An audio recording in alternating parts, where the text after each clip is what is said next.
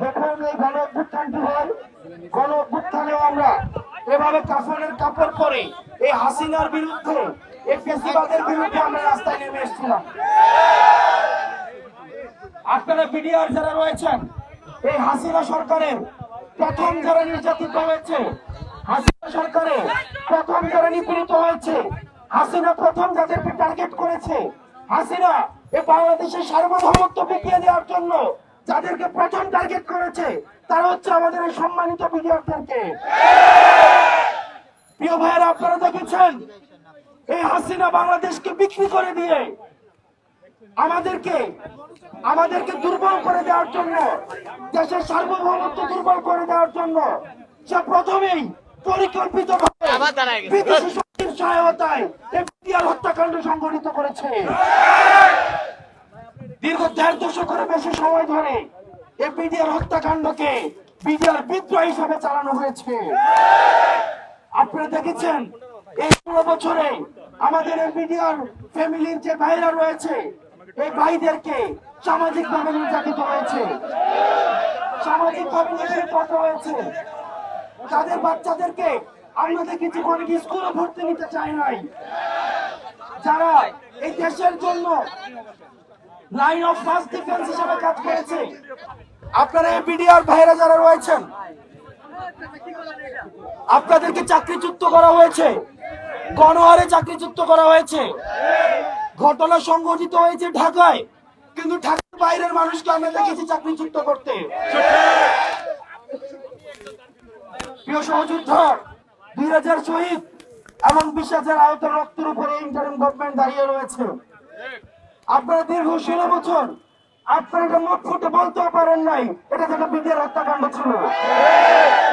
এই সরকার যখন প্রথম গঠিত হয়, আমরা সর্বপ্রথম আমরা বলা শুরু করেছি এটা বিডিআর বিদ্রোহ না, এটা পরিকল্পিত বিডিআর হত্যাকাণ্ড।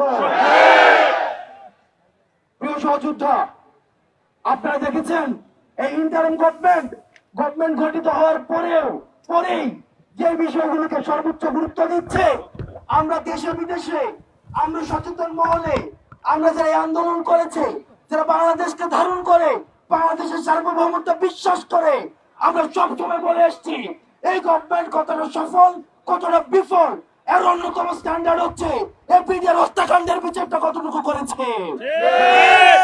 আমরা শুরুতেই দেখেছি যখন কমিশন নিয়ে টালবাহানা শুরু হলো, তখন কিন্তু আমরা দেখেছি আমাদের মাইন সরকার সহ আমাদের এই বৈষম্য বিরোধী ছাত্র আন্দোলনের পূর্ণ সমর্থনে আমরা এই কমিশনের জন্য আন্দোলন করেছি এবং সেখানে কমিশন গঠিত করা হয়েছে।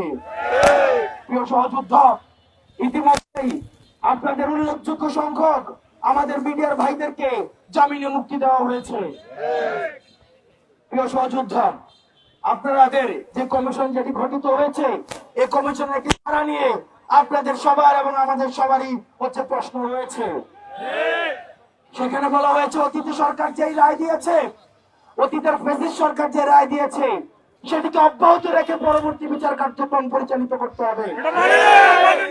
আমরা সেই জায়গা থেকে প্রিয় সহযোদ্ধা আমরাও সেই বিষয় নিয়ে প্রশ্ন তুলেছি, আমরা সেটি নিয়ে প্রশ্ন তুলছি এবং আমরা সেটি নিয়ে প্রশ্ন তুলব।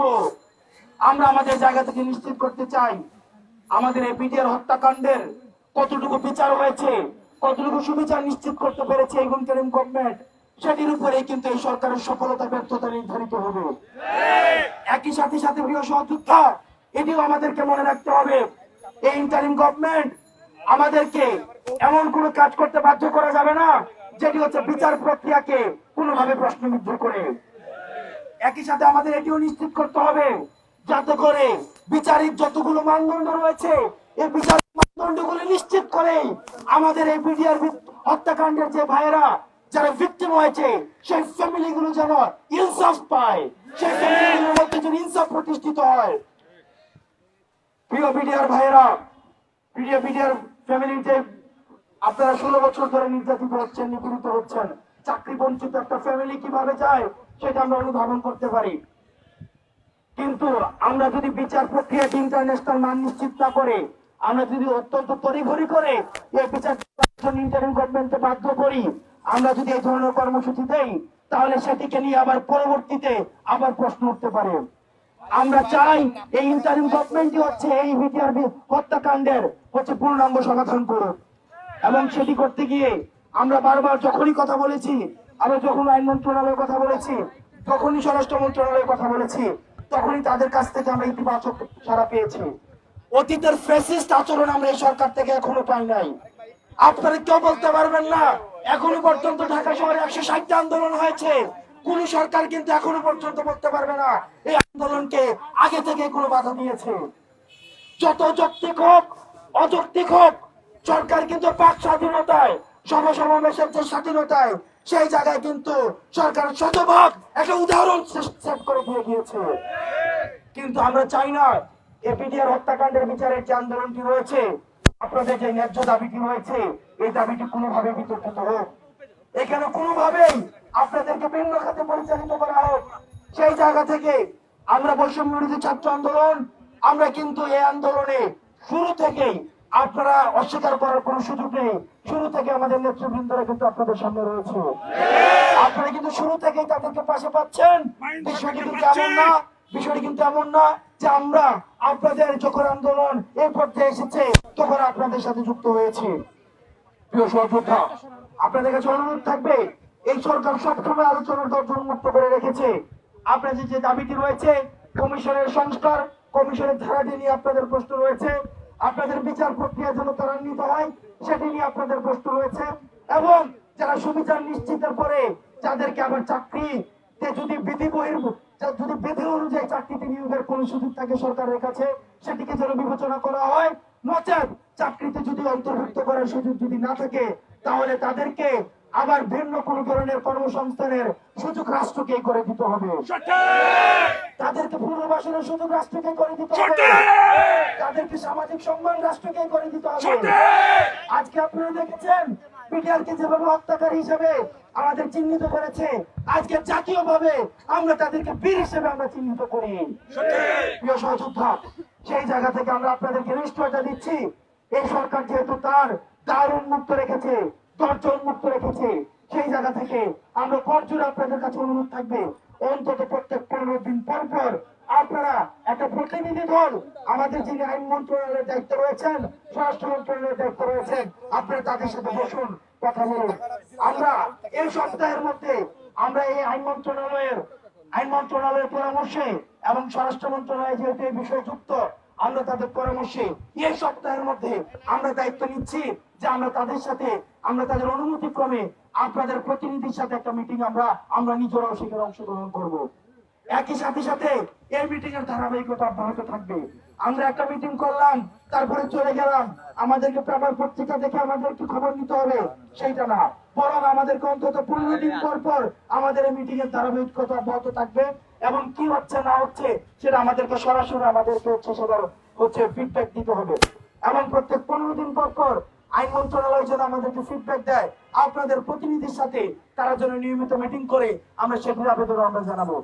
প্রিয় সহযোদ্ধা, আপনাদেরকে অনুরোধ করছি, আমরা এই সরকারকে কোনোভাবে আমরা চাই না আন্তর্জাতিক আপনাদের এই বিটিআর হত্যাকাণ্ডের যে বিচারটি রয়েছে, সে বিচারের প্রতি কিন্তু, সেই বিচার প্রক্রিয়ার প্রতি পুরো আন্তর্জাতিক মিডিয়ার সেখানে আপনার দৃষ্টি রয়েছে, সুতীক্ষ্ণ দৃষ্টি রয়েছে।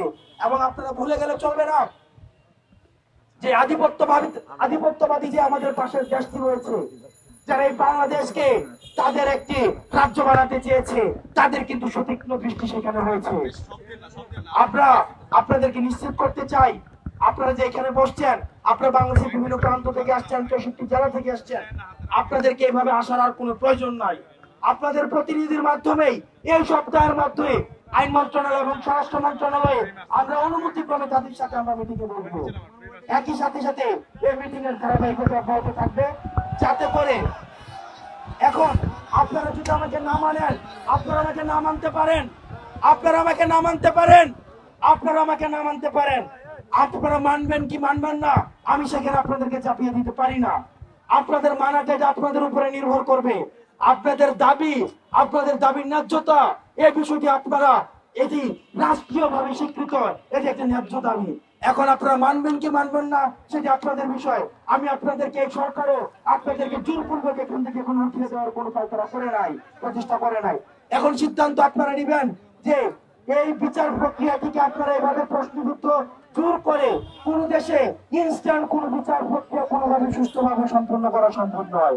এখন এই সিদ্ধান্ত আপনারা নিবেন, আমরা এমন একটি বিচার প্রক্রিয়ার দিকে যাব যে বিচার প্রক্রিয়া নিয়ে কিছুদিন পরে আবার প্রশ্ন উঠবে, নাকি আমরা আইন মন্ত্রণালয় সহ অন্যান্য মন্ত্রণালয়কে আমরা যথেষ্ট সময় দিব।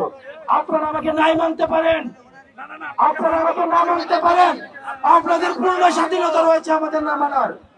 আমরা আপনাদের অবস্থানকে সম্মান জানাই, আমরা আপনাদের অবস্থানকে সম্মান জানাই।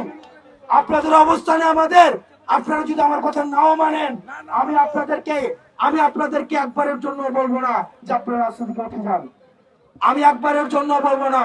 কিন্তু আমরা বলতে চাই, এই 5ই আগস্ট বাংলাদেশ স্বাধীন হয়েছে, 8ই আগস্ট সরকার গঠন হয়েছে, 9ই আগস্ট থেকে যে বিষয়টি নিয়ে আমরা ডিল করছি সেটা হচ্ছে বিডিআর হত্যাকাণ্ডের বিচার। আপনারা আমার কথা নাই মানতে পারেন, আমার কিচ্ছু ভাই, আমার আপনাদের কথা আমি অনুরোধ করতে পারি, আমি যেহেতু সরকার না, আপনাদেরকে আমি কোনো ধরনের আমি বাধ্য করতে পারি না। সেই জায়গা থেকে আপনাদেরকে অনুরোধ করছি, বিষয়টি যদি এমন হতো যে এতদিন পর্যন্ত আপনারা পান নাই আমাদেরকে আপনাদের পাশে, তাহলে আপনারা আমাদেরকে প্রশ্ন করতে পারতেন। আমি আবার বলছি, 5ই আগস্ট সরকার গঠিত, 5ই আগস্ট দেশ স্বাধীন হয়েছে, 8ই আগস্ট সরকার গঠিত হয়েছে, 9ই আগস্ট থেকে আমার সালাম ভাই হয়েছে, 9ই আগস্ট থেকে আমরা এই বিডিআর হত্যাকাণ্ডের বিচার নিয়ে আমরা শুরু হয়েছি। দেশে বিদেশি প্ল্যাটফর্মে আপনারা দেখেছেন, দেশে বিদেশি যারা রাজনৈতিক সচেতন আছে তারা এই বিষয়গুলো নিয়ে তারা কথা বলছে। আপনারা দেখেছেন রিটায়ার্ড যে আর্মি অফিসার রয়েছে, উল্লেখযোগ্য সংখ্যক অনেক আর্মি অফিসার রয়েছে, তাদেরকেও আমরা আপনাদের পাশে যুক্ত করেছি। তাদেরকে পাশে নিয়ে আমরা হচ্ছে একটি সুষ্ঠু এবং সর্বজন গ্রহণযোগ্য একটি বিচারের দিকে যাচ্ছি। এখন এই সিদ্ধান্ত আপনারা নিবেন, আমরা কি এমন একটি বিচারের দিকে যেতে চাই যে বিচার কিছুদিন পরে প্রশ্নবিদ্ধ হবে, নাকি আমরা এমন একটি বিচার দিকে যেতে চাই আলোচনা সাপেক্ষে? আমরা কিন্তু আপনাদেরকে বলেছি, আপনারা যে কমিশনটি করেছে এই কমিশনের ধারা নিয়ে আপনাদের প্রশ্ন রয়েছে, আপনাদের আপত্তি রয়েছে, আমরা সেই আপত্তিটাকেও আমরা আমলে নিচ্ছি। সেই জায়গা থেকে আপনারা সেটাকে সংশোধনের জন্য আপনারা আলোচনার মধ্য দিয়ে আপনারা আইন মন্ত্রণালয়ের সাথে বসুন, স্বরাষ্ট্র মন্ত্রণালয়ের সাথে বসুন।